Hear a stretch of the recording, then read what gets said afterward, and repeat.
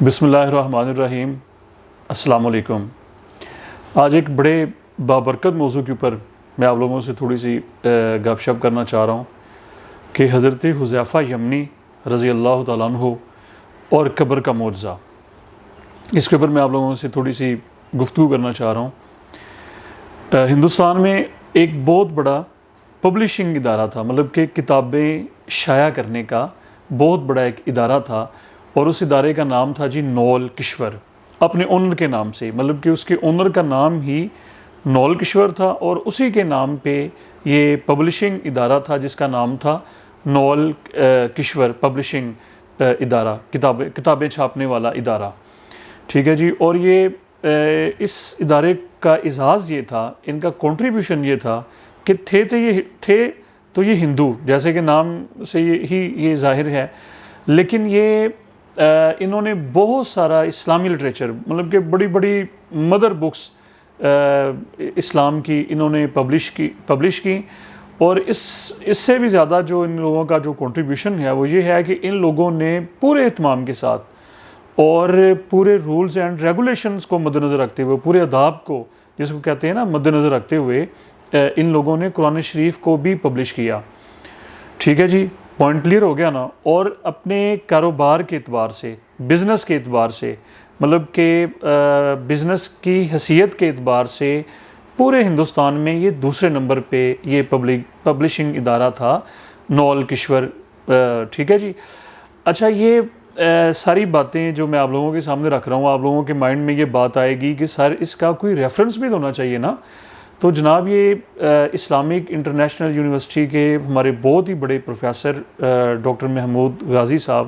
ٹھیک ہے جی، ان کی کتاب ہے محاضرات سیرت، یہ ہماری یونیورسٹی میں بھی یہ اویلیبل ہے، اور اس کے علاوہ جتنی بھی بڑی بڑی لائبریریز ہیں وہاں پر یہ کتاب موجود ہے، آپ لوگ اس کو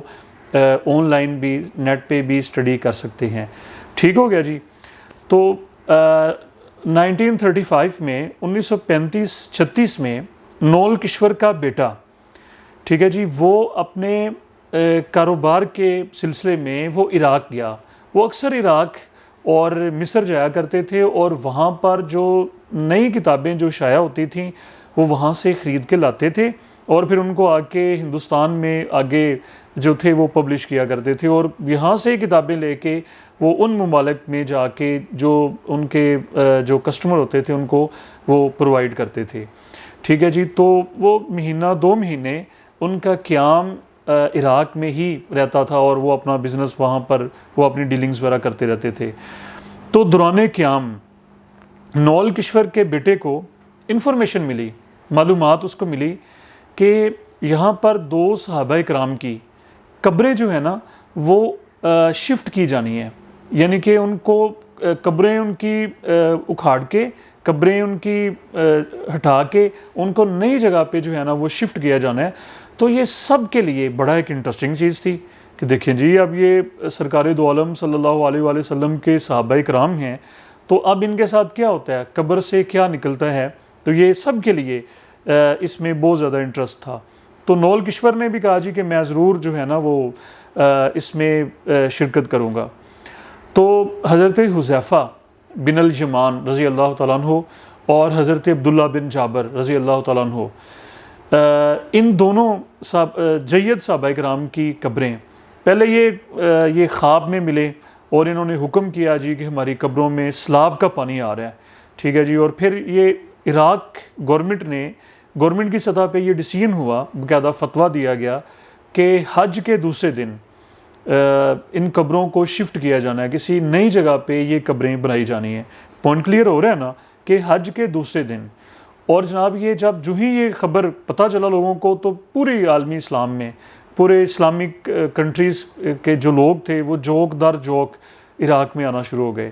اور صرف مسلمان نہیں بلکہ بہت سارے نان مسلم، غیر مسلم جو لوگ تھے ان کو اندر بھی یہ شوق تھا، ان کے اندر انٹرسٹ تھا کہ آخر قبروں میں نکلتا کیا ہے، کیا ان کی ڈیڈ باڈیز یا کچھ نکلتا ہے یا نہیں۔ 1400 سال پرانی، یہاں پر آپ لوگ مائنڈ میں رکھیں، خاص طور پہ یہ اسٹوڈنٹس، میڈیکل سائنسز کے اسٹوڈنٹس، کہ 1400 سال جو ہے نا جی وہ پرانی قبریں ہیں۔ تو حج کے دوسرے دن یہ کہتے ہیں کہ لاکھوں کی تعداد میں لوگ، اور بہت سارے ان میں کچھ میڈیکل ڈاکٹرز بھی تھے، یعنی اس ٹیم کا حصہ تھے جو سارا یہ کام کر رہے تھے، اور ان میں غیر مسلم بھی تھے۔ جب ان دو جید صحابہ کرام کی، حضرت حذیفہ یمنی اور حضرت عبداللہ بن جابر رضی اللہ تعالیٰ عنہما کی قبریں جب ان کو کھولا گیا، قبروں کو ہٹایا گیا، تو جناب یہ لوگ دیکھ کر حیران رہ گئے کہ بالکل وہ اوریجنل حالت میں جیسے سوئے ہوئے تھے، یعنی کہ سونے سے بھی زیادہ خوبصورت ان کی حالت تھی، سچویشن تھی، ٹھیک ہے جی۔ اور وہ جس طرح سے بالکل فریش، بالکل تر و تازہ وہ اپنی قبروں میں لیٹے ہوئے تھے، اور واقعی ہی پانی جو تھا وہ ان کی قبروں میں آ رہا تھا۔ یعنی کہ پہلے ایک ٹیم نے سروے کیا تھا نا، اور انہوں نے کہا تھا جی کہ پانی تو یہاں پر آ ہی نہیں رہا، لیکن پھر انہوں نے آرڈر کیا، حکم کیا خواب میں کہ نہیں پانی آ رہا ہے، اور وہ واقعی پانی آ رہا تھا، ٹھیک ہے جی۔ اور اس موقع پر وہاں پر جو ڈاکٹرز تھے، ان میں بہت سارے غیر مسلم بھی تھے، انہوں نے جب ان کا معائنہ کیا تو ان کی آئیز کو، یہ دونوں شہداء تھے، شہید ہوئے تھے، تو جب ان کی آنکھوں کو کھولا گیا اور اس کا معائنہ کیا گیا تو انہوں نے کہا جی کہ ابھی تک اس میں روشنی موجود ہے، ٹھیک ہے جی۔ یعنی کہ ایسی روشنی جو شاید کسی زندہ انسان کی آنکھ میں بھی شاید وہ اتنی زیادہ روشنی نہیں ہوتی، تو یہ روشنی بھی ان کی آنکھوں میں موجود ہے۔ آپ لوگوں نے غور کیا کہ 1400 سال پرانی یہ صحابہ کرام کی قبریں ہیں، اور ان کی جو باڈیز ہیں وہ بھی سیوڈ ہیں، اور جناب ان کی جو پورے جو میڈیکلی جو پروسیس ہو رہے ہوتے ہیں انسان کے اندر وہ بھی ہو رہے ہیں، اور ان کی آئیز جو ہیں وہ بالکل فریش ہیں، تر و تازہ ہیں، ان کی روشنی، ان کا نور جس کو ہم کہتے ہیں وہ بھی موجود ہے۔ تو وہ بہت سارے لوگ، وہ میڈیکل ٹیم کا جو حصہ جو غیر مسلم تھے، وہ ایمان، اللہ تعالیٰ نے ان کی کو ایمان کی دولت سے سرفراز فرمایا،